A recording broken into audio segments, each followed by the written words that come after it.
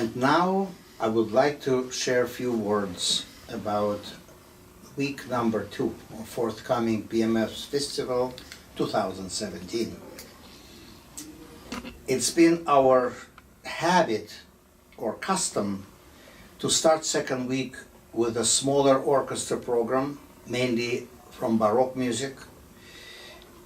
And now I suddenly decided to break away from this, what I call routine, and present a concert of our own orchestra soloists who would play with the orchestra. And I call this concert Peninsula Music Festival Showcase.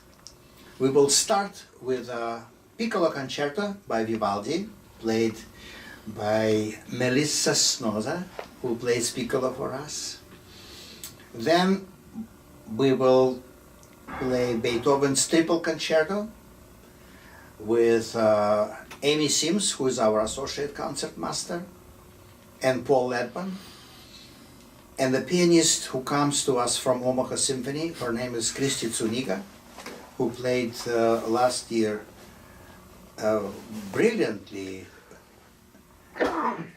huge part in the Petrushka by Stravinsky. So that will be Beethoven Triple.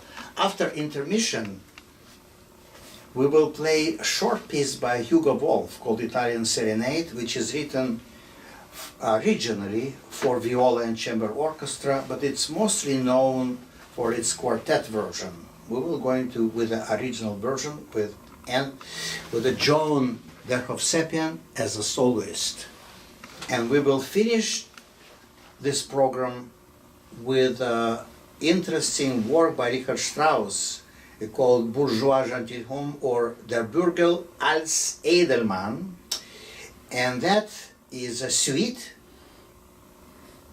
for a play which introduces all kinds of soloists in those 7 movements. So you will hear just about everybody. Of course there is a violin, and there is a cello, and of course there is a trumpet and trombone soloists and 2 flute soloists. So it's just a collective solo work for our chamber orchestra. The piano also plays an enormous role.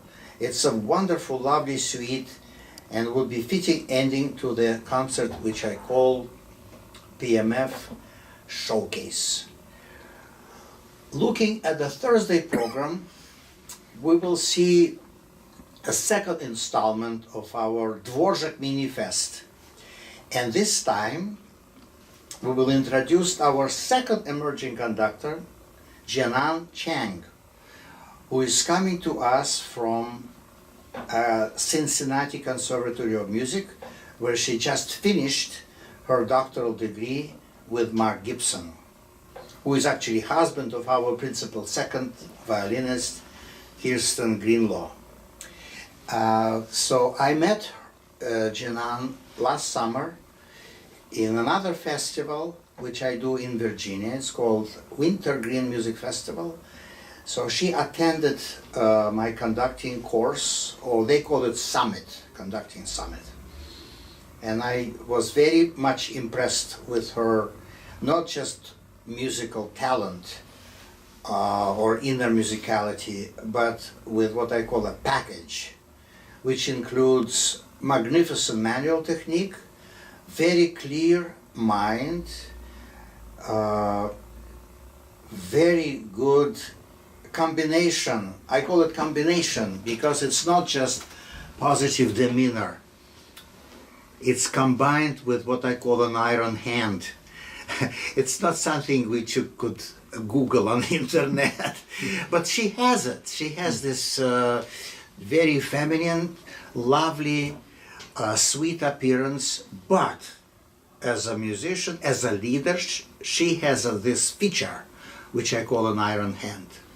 Since she is studying now in München, Germany, she could not participate in my preview, but she may send a video about herself and her notes and welcome to the Peninsula Music Festival. Hi everyone, my name is Jianan Cheng. I am a doctoral student at University of Cincinnati College Conservatory of Music, and this year I came to Germany to study in the Hochschule für Musik und Theater in Munich. I met Maestro Yampolsky last summer in the Wintergreen Music Festival in Virginia, and I'm very excited to have the chance to work with Maestro again, this time as an emerging conductor in Peninsula Music Festival. I will be conducting in the second week on Thursday's concert a very charming piece, The Poet and Peasant Overture. This overture was composed by Austrian composer Franz von Suppe in 1846 as the overture to his operetta Poet and Peasant. In this overture, you will easily recognize the Viennese operetta musical tradition, very light dancing rhythms, beautiful melodies, and of course a glittering waltz in the middle section. This piece will be paired with two pieces by Dvorak, his Violin Concerto and Symphony No. 7. I hope you come to our concert in August and enjoy this program. Anyway, this program will start with an overture by Franz von Suppe called Poet and Peasant. That overture mostly played during the Pops concerts because it's a very light, but I don't mind to feature it in a serious concert of symphony orchestra because of its strict musical quality. It is absolutely brilliant overture, has wonderful cello solo as well. Then we will welcome back another young soloist, Anna-Lee, who will play Dvorak's Violin Concerto. It will be her return to Door County, and I'm looking forward to see her back. She is hardly 24 years old now, so I guess she's growing finally. She also studies in Germany. It's very interesting that most of our young artists have this desire to widen their horizons by seeing different way of playing music or different traditions, different sounds, and they like to go to Europe. Mostly they go to Germany, Austria, or London. Those are the most popular places.